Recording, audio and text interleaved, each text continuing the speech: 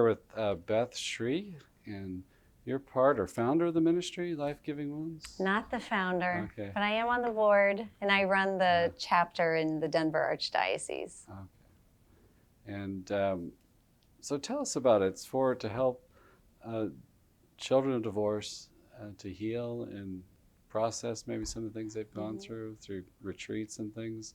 But can you give us the overview? Yeah, so Life Giving Wounds, the mission is to give voice to the pain experienced by adult children of divorce and separation, and to help them find healing in Jesus Christ and his church. And it may seem surprising that there needs to be a ministry like this, because in our culture and society, we just expect kids to be fine, like divorce is just another way you grow up. It's another form of the family, and we've heard, it really matters that the parents are happy. Yeah. If the parents are happy, the kids will be happy. Right. They're resilient.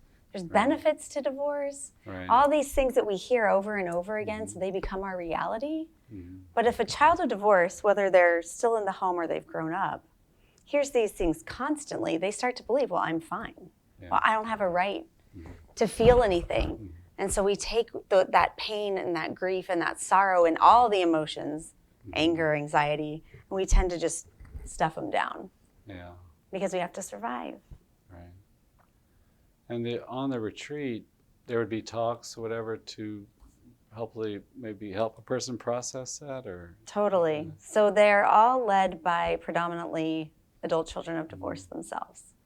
So it's by your peers who understand the wound from the inside, as our founder, Dan Miola, likes to say. And we basically, the whole process of the retreat is the Paschal mystery. So we start Friday night is our Good Friday, where we just get back into our story. And we allow the participants time to journal, and we talk about the wound of silence, which is what makes it hard for us to acknowledge the breakdown of our family and to have to work hard to even acknowledge that there's pain and grief there. So we just bust that open and just get them back remembering. And then Saturday is our sort of Holy Saturday, just sitting in that place of emptiness and darkness. We talk about how the wound affects our identity, how it affects our relationships, especially romantic relationships and marriage. We talk about how it leads to anger, temptation to sin, anxiety. And then we talk about what forgiveness can look like. We kind of dip our toe into those waters. Most people aren't ready to forgive because you have to know what you're forgiving before you can forgive. And then Saturday night we have adoration, we have confession throughout. And then Sunday is the resurrection. We talk about redemptive suffering. We do Lectio Divina along with praying with the wound that we've experienced, like talking about Jesus at the wedding feast of Cana and applying that to the loss of our parents' love together. It's really beautiful. I think of St. Thomas. Is that a reflection too, like him touching the wounds of Christ, the resurrection appearance? Absolutely. Yeah. That's our front cover on the retreat manual. Okay. Yeah. I read a great article one time by Father Paul Scalia. He talked about, paraphrasing my interpretation of his article, was we shouldn't be too tough on Thomas, that he wanted to see the wounds. That it's not really the Messiah. It's not really, Jesus was crucified. That's how he redeemed us. So we should be suspicious of, we want to see the wounds in a sense, because that's what he suffered for us, that cross there. But yeah. And so the situation is, I guess people are wounded in different ways from the divorce of their parents, but is there typical ways? Well, our stories are so different. The way it all plays out. Some folks have their mom or their dad just leaves. Others, like my experience of going back and forth with regularity. Others, have parents who are friendly, who get along well. And that's actually really confusing, because if they're so friendly, why aren't they married? Yeah. And then there's the opposite end where there's high conflict and it feels very dysregulating and can be dangerous even.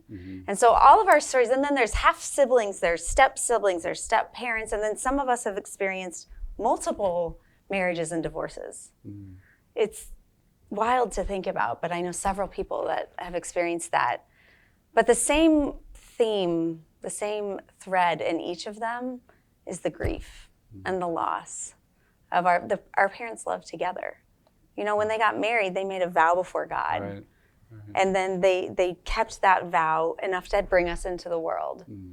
But then something happened, or there was a decision to reject that. And it's like the earth that we're standing on as their children just crumbles and no one acknowledges it. Our family dies. Yeah. And there's no grieving process. Right. There's nothing we can say or do about it. Yeah.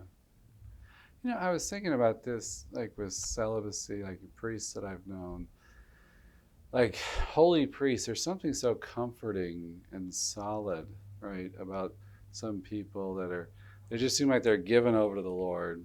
They're loving Him. They might not have many talents or charisma or gifts or abilities, but they love the Lord, and there's something so powerful about that. They really believe. They're really giving themselves to God. And maybe the same in marriage. It's like when a child senses that bond commitment, it's reassuring, stabilizing. You feel secure. Absolutely. Yeah. I mean, there's so many things where, just in my own marriage, where I can see that my husband it would be very good for him to connect with this child in this way. Yeah. And same with me. He could say, like, you need to go talk to our daughters about this. Yeah. You know, so that synergy of masculine genius, feminine genius coming together to be the safety net for the child. I mean, in God's providence and wisdom, of course He would do that, you know? Right. So when that's ripped apart and mom is rebuilding her life and dad is rebuilding their life, and then there's new relationships and new things, there's no mom and dad shoulder to shoulder, side by side, united, that are turning toward their children to provide the place for them to grow and thrive and develop. Yeah, and to see married couples in love, everybody loves to see that. You go to a wedding and it feels, I don't know if the word's reassuring, but it's just a beautiful thing that we all crave, right? We want to be around that. And absolutely. Yeah, I was just preaching on marriage last weekend, and just completely forgetting the gospel passage. It was a holy family. Yeah, holy family. Perfect. and then, there's famous quotes by John Paul. He didn't come up with it, I guess, but just the family is the fundamental cell of society. As the family goes, so does the world, type of thing. That it's just absolutely essential to building society and stability. And so, what happens when a country has 50% divorce rates, right? Right. It seemed like, to me, it's like the single biggest indicator of problems. I mean, it seemed like so many things come back to that, don't they? Yeah, absolutely. It's rampant in our society today. Yeah. So part of the elements on the retreat is identity. And what did you mean by that? We don't know how to see ourselves. So in my case, in my story, I grew up going back and forth between my mom's house and my dad's house several times a week, even alternating weekends and then certain days during the week. And I could act one way at my mom's house, but not at my dad's. I could ask for things at my dad's, but not at my mom's. I look like my mom, but I act a lot like my dad. So if you can imagine being one of my parents or one of the step parents coming into that to see like a miniature of the ex-wife coming into the family, it would take a lot for a stepmother to welcome that child with open arms, especially not being her child. My stepmother is amazing, by the way. But there's so many different factors. And so for me, I had to be a sort of chameleon. And I grew up from the time they divorced around age 5 until I was 18, taking a duffel bag to school, going to different houses, trying to meticulously plan what things I need to bring and to take and to wash and to find and have all together. It was exhausting. Right. But I just didn't know who I was because I was so used to coming into each home and just very quickly assessing the situation and figuring out, what do I need to do? What do I need to be? What's the mood here? How is this going to go? I need to get it together and be on board so I don't cause anybody any problems. It's not the ideal way to grow up. Right. But I heard Dr. Jennifer Roback Morse said, why don't the parents switch homes? That would be Some of them try it, but it doesn't last long. Yeah. And the argument that, well, if a couple's fighting, isn't it better they get divorced? And someone pointed out, I think it was Janet Smith, said, they might witness to perseverance in marriage, and they might even witness to long suffering and carrying your cross and difficulties in life. And because I preach on this sometimes, that's what I come back to, like looking at my family and seeing the sicknesses, maybe some financial problems they had at times in their life, and I saw them, persevere through this stuff. And it's like, that's the lesson I come back to, like to draw from that well. For some reason, it's not so much, oh, my dad gave me this great catechol teaching one time or something, but I saw him persevere with cancer, and be faithful in that kind of thing.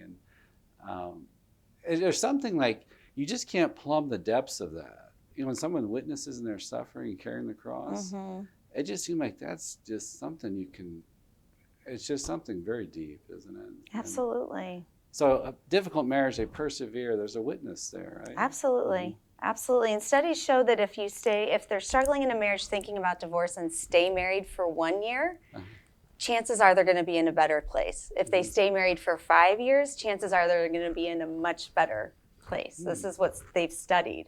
Right. But also back to your point about carrying the cross, there's a great quote from Deacon Harold Burke-Silvers, if you know him.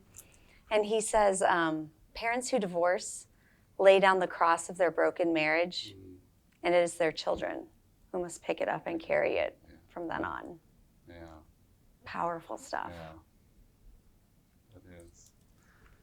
So another aspect of the retreat is relationships and marriage itself. Like, how that's impacted by the divorce. Okay. How is that impacted by the divorce? It's a tricky one because let's just walk through. So let's say the parents divorce when the child is, 8. Like my good friend back in Colorado, his parents divorced when he was 8, and he was, it doesn't affect me. It doesn't affect me. It doesn't affect me. He gets married to a wonderful woman, and she can see the effects. She'll bring it up, but he's like, no, it doesn't affect me. That's not what this is about. Right. She'll bring up other things like, hey, I think we should do this, or I'm sensing this, and he's just dismissive, or he'll shut down. And she's like, there's something here, but I keep running into a wall, and I want this unity with my husband, but he keeps backing away, and we keep missing each other and having the same argument over and over. They even went to like a general healing retreat and nothing. Right. And then this young man came on our first Life Giving Wounds retreat in Denver, had a totally eye-opening experience, and went back home to his wife and said, it affects everything. Let me tell you how. And now the unity that they have in their marriage is phenomenal because she can come alongside him, speak truth into his experience of what's happening now, and they're shoulder to shoulder. There's this great synergy of healing and honesty and vulnerability that comes from him. But it took him to just realize there's a problem here. Right. And that's what's hard for adult children of divorce. We don't connect so many things that go on with our life to that root factor. We just think, I'm anxious, or I'm just not good enough, or I just have anger issues, or I'm just too stressed all the time. But if we peel it back the way our Lord wants us to, and we do it with him, like, Jesus, what is this about? Why am I feeling this way? Where did this come from? When have I felt this before? Then oftentimes we'll see, if we're just curious, there's a connection there. Yeah, I'm thinking of examination of conscience at the end of the day, or the particular examine of the Ignatian method, that just to examine our day and just kind of be open to changing things or looking why, maybe some reasons why I did that, or repent of things we need to repent of. But just, I guess, the process of just self-examination, not to be self-obsessed. But it struck me, Reese, because we had a retreat last year on the Ignatian method, and I try to do it most days, and even threw in some journaling on top of that, which I feel that for most of my life, finally, the last year, I've started to journal, and it's So, powerful. Yeah, just to look at it a little bit, yeah, like what happened today, and maybe bring in a scripture passage that seems to address the issue. And there's something powerful. One, I just might have to repent, or I might have to make amends for something. But there's something you can move forward. It's like you get unstuck yeah, and move forward. And two, like we handle conflict, right, in different ways. So I guess a young couple starts fighting, and it's like maybe one guy withdraws, and right, maybe she's really loud. right. And so you got to learn how to work that out, Absolutely. right? Absolutely. Yeah. We tend to marry our exact opposite. And then you said also you connected it with maybe possible temptations in marriage. Hmm. Just temptations in general. I think it's a common thing when we feel things start to bubble up, whether it's memories or we get triggered or something starts to rhyme with something we've seen before. Mm-hmm. We want to numb out. We want to run. And there's, common temptations, pornography, phone addiction, other things that people just don't want to feel the hard stuff. And so they'll go to something else instead as a substitute, instead of sitting in it and say, Lord, what is this? Tell me where you are. I need healing, and just begging him to meet them in it. Because something's being triggered that connects to a deeper pain type Exactly. of thing. And then you medicate that pain with, not that I would ever do anything like that, but I've been told, just kidding. I think we all do it to some degree. Check out or whatever, And forgiveness, that's a big one. What do you tell about forgiveness? Well, this is a tricky one because, like I said earlier, it really is like a summit that you visit over and over again. We can't just say, I forgive my parents.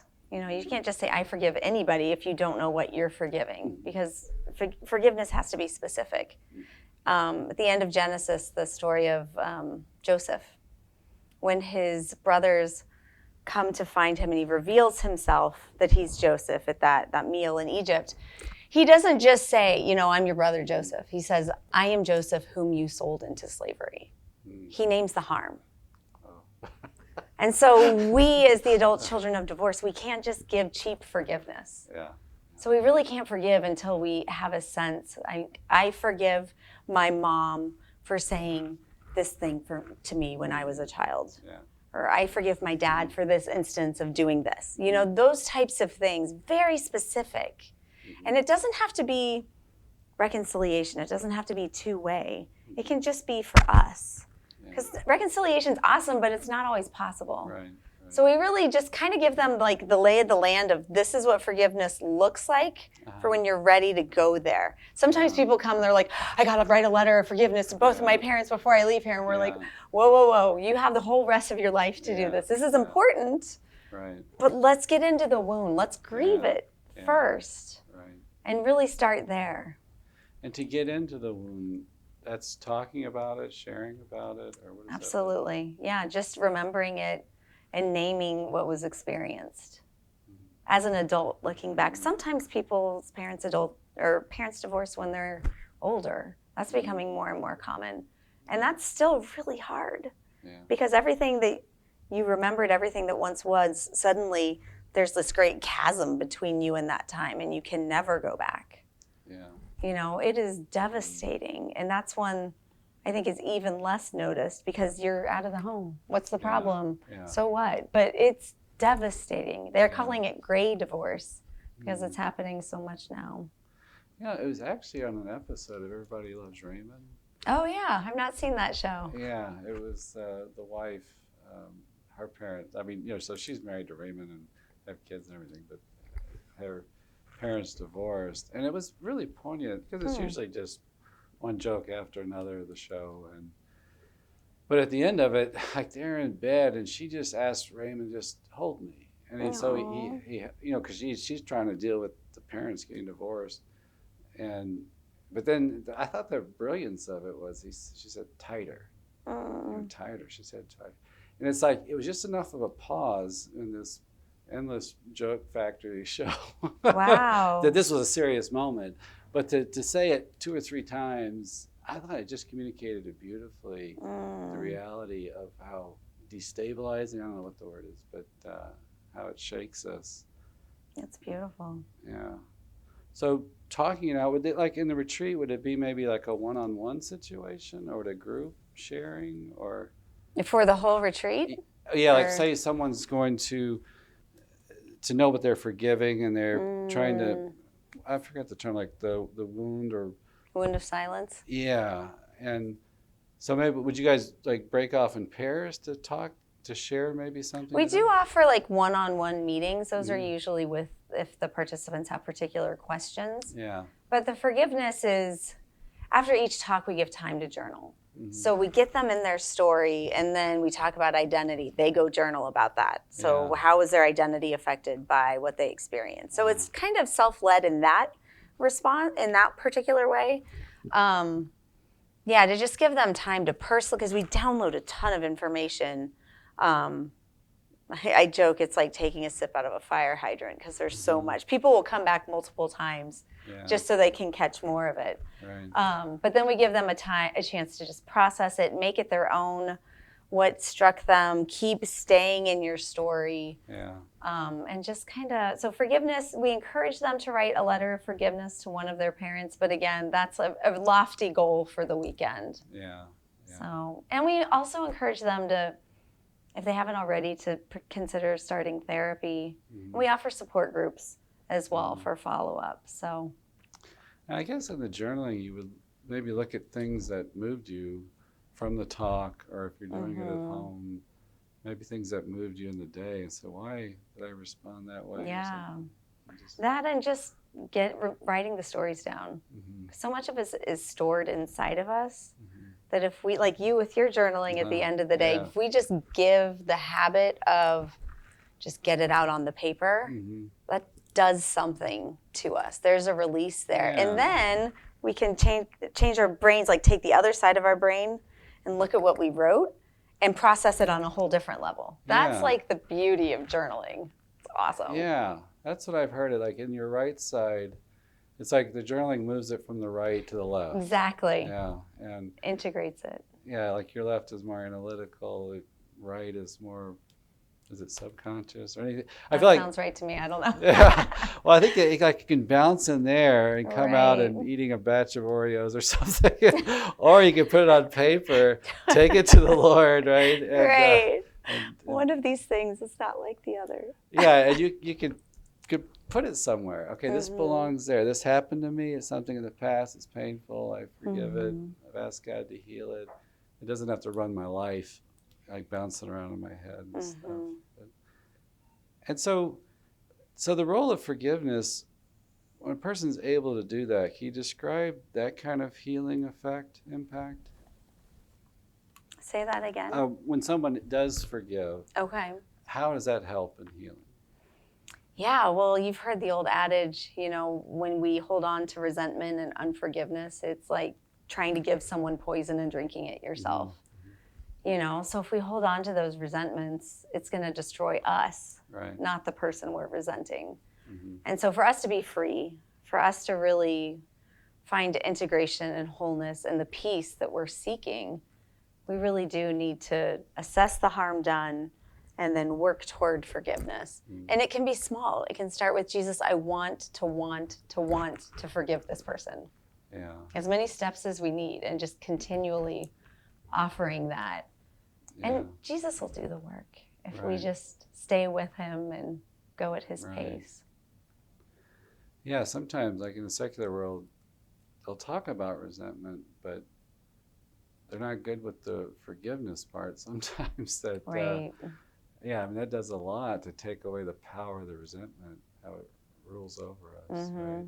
To pray for the person and stuff. And we find adult children of divorce oftentimes have to use forgiveness like a muscle. We have to keep doing it. There's not like a one time, like, I'm just going to forgive. I did it. Everything's good. Like, things keep coming up. Because we love our parents and they're still in our lives, generally speaking, and we want them there. but there's still going to be hurts, especially as we get married, and then we still have to go back and forth for different holidays and then weddings and baptisms and milestones.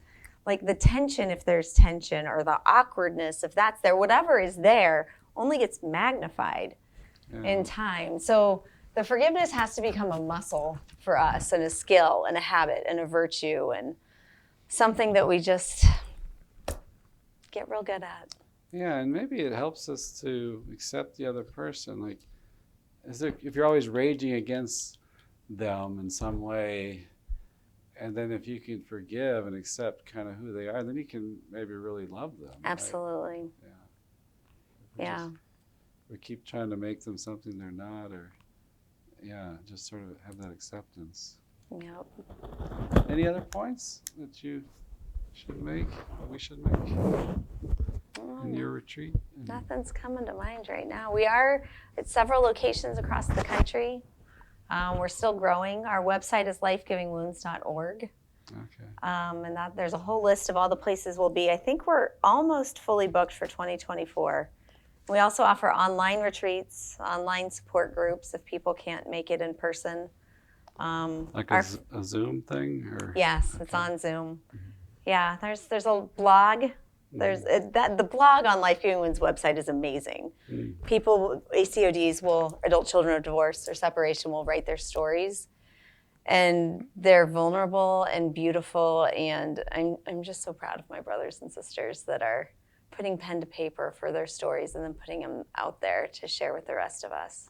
And how long have you been involved with it? That's a great question. I went on my first retreat in 2018. Oh. So, and it wasn't Life Giving Wounds then. It kind of shifted and became afterwards. So, but that's where I met Dan Miola, who's the founder, and became friends with him. And yeah, it's a great joy. And maybe we'll end on a positive note of what, because you're married, you have how many children? 8. 8. What would you tell a young couple approaching marriage? I would say, well, my husband and I wrote a book on marriage. So I would say, when you feel like you're failing, when you feel like you're tired, when you feel like you've screwed up again, that is the place that Jesus wants to meet you. And to love you through your spouse, or for you to love your spouse in that moment, that nothing is wasted. That marriage really is the great crucible. We've been married 25 years this summer.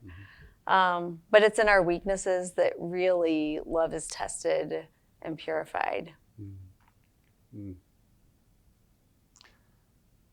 And you just made me think of something. Oh, yeah. Last question. Okay, great. Two people meet, fall in love, there's some chemistry, there's attraction. But what would you tell them to look for in a good spouse? Like maybe some Christian virtues. Sometimes I just want to say, find a kind person, find a humble person, how important those kind of things are. Yes. Well, I'll tell you what I told my son, my oldest son that we ran into in the hall. We were just chatting one day in the kitchen, and it just occurred to me, I'm like, Paul, when you get ready and you think you've found the one, or you're starting to get serious, you need to make sure she can suffer well. And what did I mean by that? Like, not just find like a doormat, not that at all, but a woman who has her strength about her, that knows what it is to sacrifice. Because marriage is sacrifice. I think it's Monsignor Swetland said, marriage is never getting to do what you want. And that's totally true. So knowing how to suffer well, and to be steadfast in suffering, and to give of yourself when you don't want to. That, I think, is the biggest thing. Humility, kindness, like you said, vulnerability, those are also fantastic as well. That would be like the perfect cocktail, those 4, I think. And women usually excel at that long suffering, don't they? I mean, even physically, childbirth and all that. Well, thank you so much for talking with us. It's been great. Thank you, Keep Father. up the good It's work. a pleasure. Thank you.